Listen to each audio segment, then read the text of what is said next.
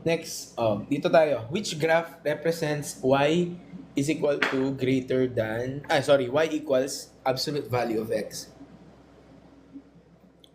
Palaki nung nasa gilid. Sino? Sinong nasa gilid? Ito? O, yan muna, o. Mabilisan na, o. 1, 2, 3. 1, 2, 3.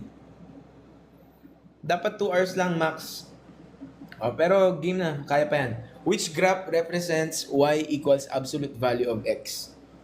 So, kapag mga ganyan, well, ito madaling sagutan na yan kung alam nyo na kagad yung itsura. Pero i-explain lang natin kung bakit ganun ang sagot. Kapag mga ganyan, mag-set lang kayo lagi ng values para ma-visualize nyo siya. So, let's say negative 2, negative 1, 0, 1, 2.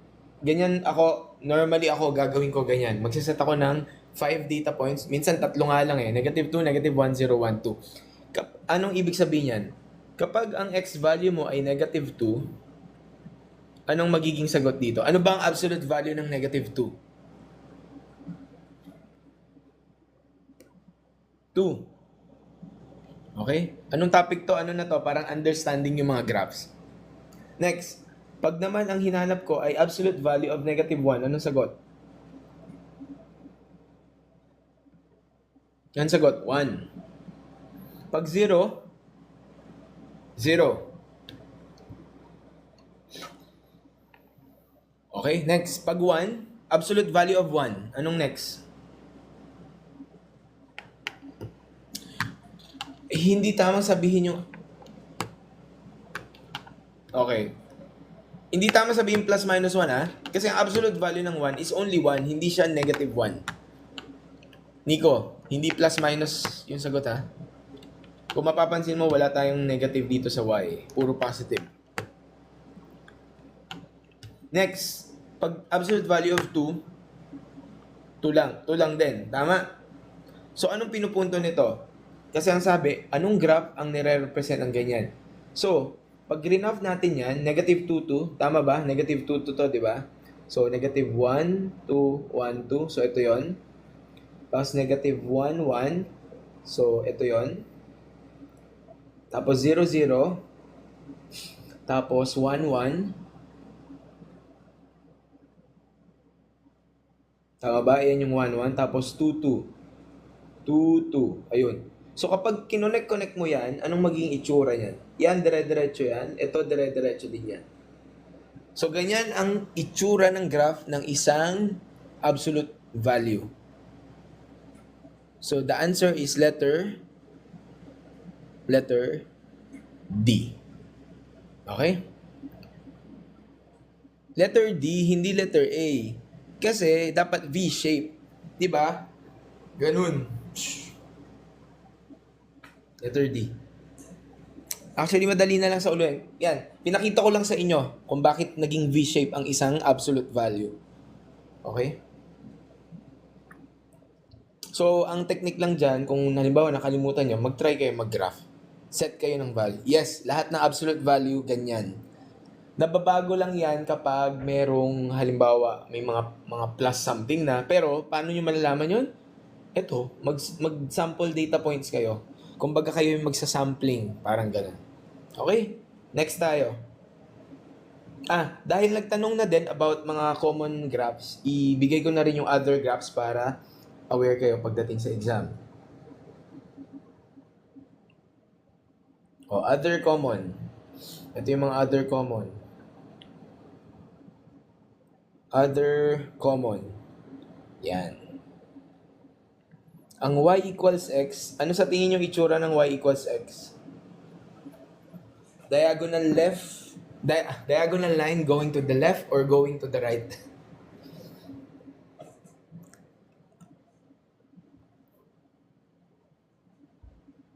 Salamat sa buhay ko. Pa-slant, pa-right. The answer is slant, pa-right. Pa-right. Bakit? Kasi kapag y equals x, anong ibig sabihin ng y equals x? Anong mga points yon? Kung halimbawa mag-i-imagine kayo na ipa-plot 1, 1, 2, 2, 3, 3. Tama? Negative 1, negative 1, 0, 0. negative 2. Di ba? Kaya, ganyan ang graph niyan. Yan yung mga common. Yeah, di ba? Gets? Kuha nyo? Bakit siya ganyan? Ano pa yung mga common? Y equals x squared. Ano naman ang graph ng isang y equals x squared?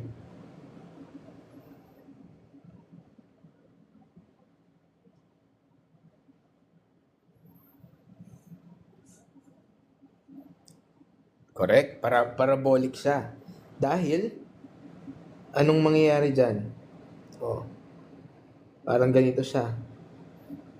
Pag ganyan. Yan. Basta ganyan. Okay? Okay? Yan yung mga at least mga common. Tapos, meron lang akong isang ituturo pa sa inyo na baka possible ding mangyari. Kapag halimbawa, yung itong y equals x squared, halimbawa sa exam, sabi, what is the graph of... Kasi ito, ang vertex nito, nasaan? Itong y equals x squared, ang vertex niya nasa anong coordinates?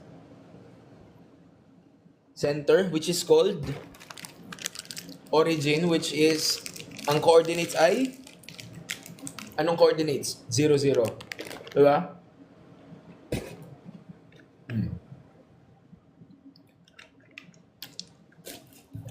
Pero, paano kung ang binigay na graph sa iyo ay ganito? Y equals x squared plus 4. Nasaan na kaya ang coordinates yan? Nasaan na kaya ang vertex yan?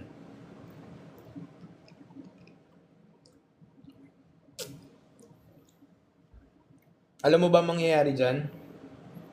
Aangat yan ng 1, 2, 2, 3, 4. Dito na siya mapupunta, tapos pag ganyan na siya.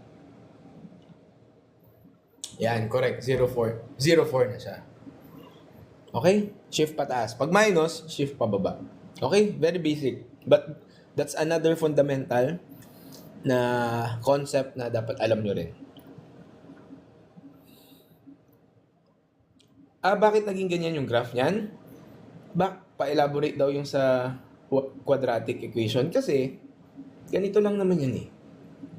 Kapag y, di ba? Pag y equals x squared. Halimbawa, ang value ko ng if x is, let's say, negative 3. If x is negative 3, ano ang y? Tandaan na, ipa-plug in mo yan. So, 9, tama? I-square mo di ba? Tama ba? If x is negative 2, the value is 4. Tama? If x is negative 1, the value of y is positive 1. Kapag x ay 0, y is 0. Tama? Kapag naman, kaya dapat maganda naka-tabulate Pero anyway, sinimulan ko ng ganyan. Pag naman ang x ay 1, ano ang y? Di ba ang y ay 1 squared, so magiging 1 din. Tama ba? Pag ang x ay 2, ano ang y? Pag ang x ay 2, ano naman ang y? Magiging 4. Pag ang x ay 3, ang y magiging 9. Ano napapansin nyo? Pareho? Tama ba? Pareho? So, nire-reflect niya lang. Mini-mirror niya. Kaya imaginein mo to, pag tinupi mo yung Cartesian plane mo, di ba parang mini-mirror niya lang din? Yun yung reason, kaya itong kaliwang ito, naka-mirror lang din pa dito. And yan yun, kapag rinaf mo yan, tignan mo parang yan yung sige, gawin natin sa mas malinis lang dito. Parang yan yung 0, 0. Ito yon, di ba? Tapos yung isa, negative 1, 1. So, negative 1, 1. Ito yon.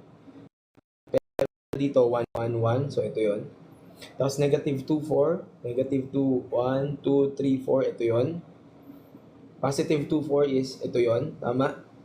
Tapos, negative 3, 9. Ito yon. Negative 3. Tapos, somewhere here. Tapos, yung negative 3, 9, ganun din. Somewhere here. So, pag kinonect mo yan, magiging ganyan yung itsura niyan. Parabolic. Okay? So, dun sa nagtanong kung bakit ganyan yung graph, gets na? Clear?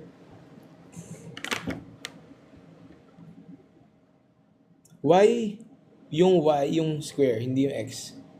Ha?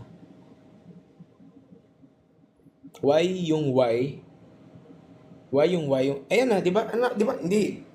Ito, ano bang uri ng equation to? Quadratic equation. So, given yan. What if x equals y squared naman? O sige, good thinking. Paano pag naging x equals y squared? Ano naman mangyayari? Sige nga, picturean nyo muna to. Picturean nyo, sorry, nakaharang. Yan, sige, reference lang, reference.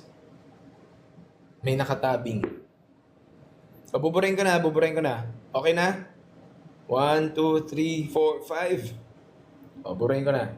Good question. Paano naman kapag sinabi, what is the graph of x equals y squared? Di ipakita natin. Halimbawa, ito tinanong sa exam. What is the graph of x equals y squared? Gagawin nyo ulit, mag ano lang kayo, mag xy lang kayo lagi. Anong sabi ko? Kahit nga tatlo lang or -2, -1, 0, 1, 2, 5 na nga. Sige. Sa case na to, parang mas magandang iset ko na lang muna pala yung value ng y. Para mas madali nga yung y. Mag-start ako somewhere sa 0, pero ang gagawin ko, ilalagay ko siya sa gitna. Halimbawa, 0, 0, yan. Kapag ang x ay 0, y squared 0, 0 lang din yan. So maganda ditong gawin, although syempre, di ba lagi input natin x. Gawin nyo dito, i-inputan nyo yung y. So, kung meron kang y na 0, i-square mo yon, ang x mo ay 0 din. Okay? Tapos halimbawa, ang y mo ay 1. Ano ang magiging x mo? 1 din. Tama ba? Kasi 1 squared is 1. Next, paano pag ang y ay 2? Ano ang magiging x mo? Sige nga. Same process din. Yes, may iba lang yung orientation yan Ganun yung lalabas yan. Ang x naman, ano mangyayari? Magiging 4. Tama. Next question. Paano pag -1 yung y? Ano magiging x value? Okay. 1. Yung iba? Okay, 1 din. How about kapag -2? Ano lalabas sa sagot? Ng x. That's also 4. Tama? Tingnan nyo. Hawig lang din, di ba? So, pag nag-graph tayo, ano yung mga coordinates natin? Be careful, ha? So, 4 natin. 4, 2. 1, 2. So, ito yon. Next, 1, 1. 1, 1. Next, 0, 0. So, bura. 0, 0. Tapos, 1, -1. Ito yon, tama? Tapos, anong next? 4, -2. 1, 2, 3, 4. -1, -2. So, somewhere here. So, kung mapapansin nyo, ang ifa-follow niya is parang ganito naman. So, para din siyang parabolic nung kanina, pero facing to the right naman. Okay? I think inaral nyo yan sa start ng pre-cal, di ba? May parabola kayo na doon, discussion. Tapos nag-iiba-iba lang yung orientation. So ngayon, pagdating sa exam, kung nalimutan nyo na yon, kasi nga kung hindi nyo sa ulo, ang technique ay, anong gagawin? Gumawa lang kayo ng table XY, mag-plot. Mabilis lang naman mag-plot. Tapos tignan nyo kung ano yung behavior. Okay? Hindi naman kailangan ng sobrang dami. Mga 3 to 5 data points okay na. Basta tama yung pagsasubstitute nyo Okay? Sige, next na tayo para makarami. Ito na yung inano natin kanina. The graph of y squared, y equals x squared minus 4 has its vertex at, anong sagot dyan? Halos same lang yan nung kanina. Tandaan, ang x squared ay ganito, di ba? Ito yung x squared. Pero dahil meron kang minus 4, anong mangyayari? Bababa lang siya. 1, 2, 3, 4. So, magiging ganito. So, ang vertex niya kanina, 0, 0, mapupunta sa 0, -4. 0, -4, letter A. Letter A na. Okay? Madali na lang to, di ba? Uy, bilisan natin. Alasing, ano na, mag 5:30 na. Okay? Another thing lang sa graphing, pero ano naman to, actually touch na din to sa start ng JOM. Bilis ng oras, no? Pero may natututunan ba kayo? Anong sagot daw sa number 1? Anong sagot sa 1? Hindi. Anong sagot sa 1? Kanina. Anong sagot sa 1? Letter D. Upward. Okay? So mag-experiment na lang kayo dyan. Paano pag ang x, yung y naman yung naka-absolute value, di ba? Ganun kayo mag-review. Dito tayo punta. Determine the slope of the line. Anong formula ng slope? Sometimes slope is denoted as letter M, di ba?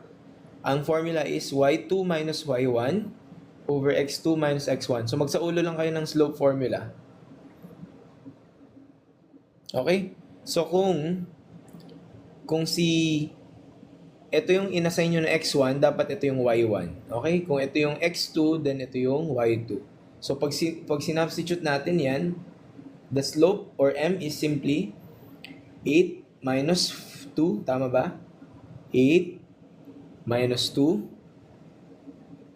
Okay, lang daw to. Mabilis lang, di ba? 4 minus 1, okay? So 6 over 3. So the answer is 2. Okay? Letter B. CCO, plus 1 point. Common yan. Huwag na kayong magkakamali. Minsan sa sobrang confident nyo, maki-careless pa kayo eh.